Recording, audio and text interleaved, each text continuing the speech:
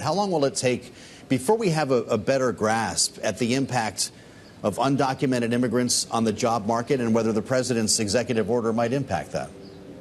Well, I think it will take some time to understand what those implications are for the labor market. I mean, today, certainly we got good news. We got news that 272,000 new jobs were created, according to the payroll survey. So that's people on payrolls. And the household survey, showing that the unemployment rate ticked up just a little bit to 4%, but that makes 30 months of an unemployment rate at or below 4%. Yeah, you've got a great story to tell. The headlines are strong, Heather, and we've been talking about this. It's supposed to be my job to ask you if we're in the soft landing right now. Before we dig under the hood, how many months do we need to ask that before we say, yeah, this has been going on for a year or two? This is what a soft landing feels like. This is, this is what a steady, stable recovery looks like, right? I mean, we have been here for quite a while. We see it month after month. We're creating those jobs. We're keeping that unemployment rate low, creating those wage gains now. April marked 12 months of real wage gains for workers, outpacing inflation. So this is what it looks like. And, I've been watching, as you have been watching these numbers for, a couple of decades now, and you often see a lot of volatility month to month. But what we've been seeing is this steady, stable gains month after month that really does show the strength of this recovery. Some folks are pointing to concerns about the household survey, not only because we saw a slightly higher unemployment rate today, still historically low, to your point. It went up a tick here. But when you start adding private households and agricultural sectors, it starts to paint a slightly different picture. Do you see slowing there when you widen the scope? When we look, so there's these two surveys, right? We have the payroll survey, which is how many jobs are actually added. You've got this household survey, and certainly there was a little bit of weakness. That weakness particularly was in the fact that young people who are probably, coming out of school, given that it's May, you saw an uptick in them not having a job last month. And we will be watching this closely next month and in the months after to see where these trends go. But we do wonder how much of that has to do with the seasonal factors of people making that transition from school to work. Speaking of transitions, Heather, the noise that remains in the wake of COVID is remarkable to me, that economists are still having so much difficulty forecasting data, which is why we see these numbers frequently blow past expectations. We're also seeing the participation rate struggle to get back to where it was before COVID. When will that happen? Well, I will point out on the participation rate, a number that I know Secretary Sue might have talked to you about earlier, a number that we've been watching closely, which is that among women between the ages of 25 and 54, we've actually continued to see yet another month of a record high labor force participation rate and a record high in their employment rate last month.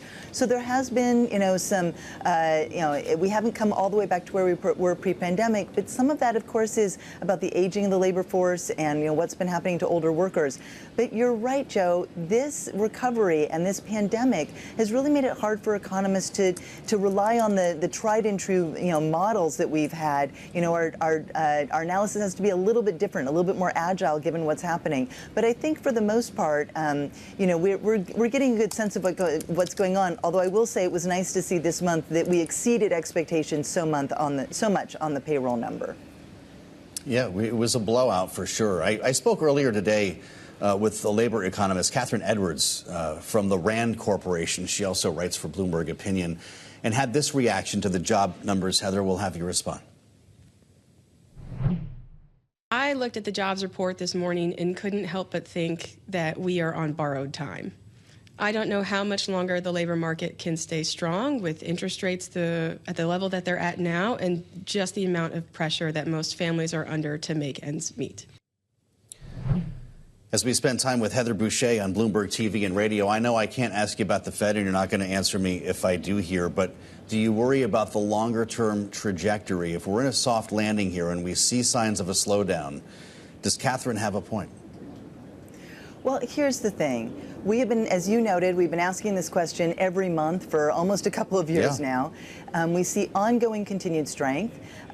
Certainly we are watching and making sure that we look at all of the different trends. But when you look on the other side of the equation, when you look at the kinds of investments that we have going on all across the country, for example, as a part of the president's Invest in America agenda, you see in today's report that uptick yet again in the number of construction workers out there, and a lot of that being connected, it looks like in the data, not to these investments happening across the country. That's creating economic opportunity. It's creating those jobs. It is helping to power the economy moving forward.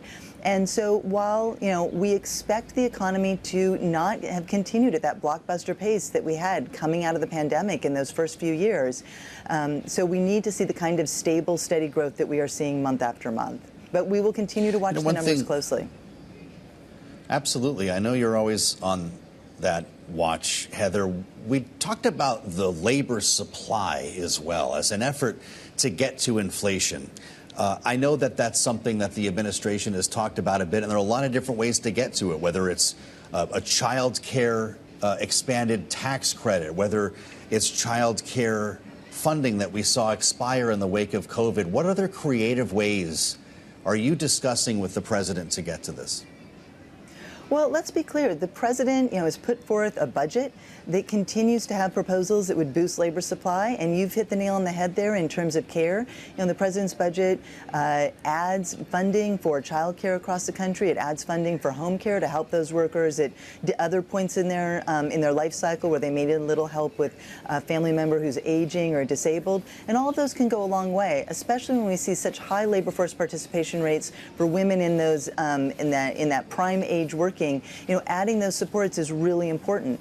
And of course, we've seen that those care sectors have been slower to recover than other parts of the economy. They are now back to, for the most part, back to where they were pre-pandemic, but still not at those same kinds of paces. So that could go a long way towards helping families and really helping on that labor supply side.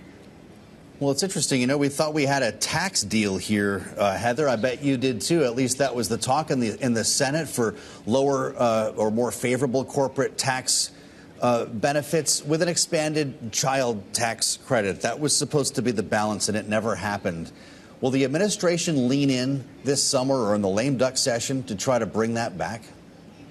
The president remains committed to his tax agenda and certainly making sure that we continue to extend the child tax credit. Let's remind everyone that that led to a cut in half of the child poverty rate for black children across this country. That is so important, such an important policy, and yet Congress let it expire. The president has been focused on a tax system that is fair, that taxes wealth and not work.